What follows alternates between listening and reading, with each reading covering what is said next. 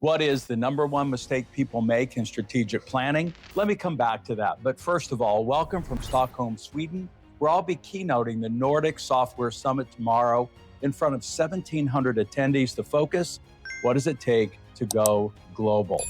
But back to our topic, what is that number one mistake people make when it comes to strategic planning using our one-page strategic plan? And that is to think that it is a singular activity when it's actually two.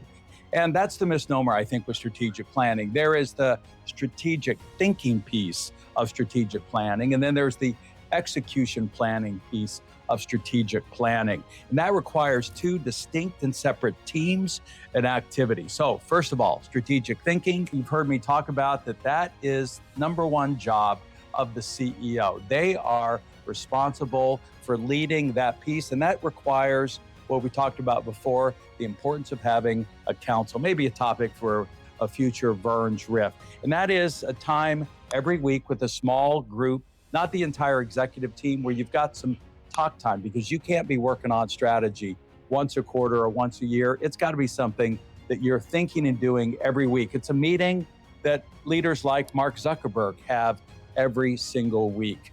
And so that's the strategic thinking piece.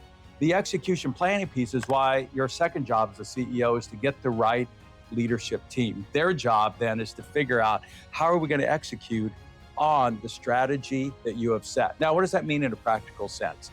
That means going into a 1 or 2 day strategic planning session, we really recommend that the CEO just come in and in the first hour, just look, if you've been doing the work, you've been getting that firsthand intel we've talked about from customers and employees, you know what the strategy is. You know what the focus needs to be this quarter and this year. And so don't walk people through this whole exercise of trying to draw it out of them over 2 days. But within the first hour, share what you feel it is.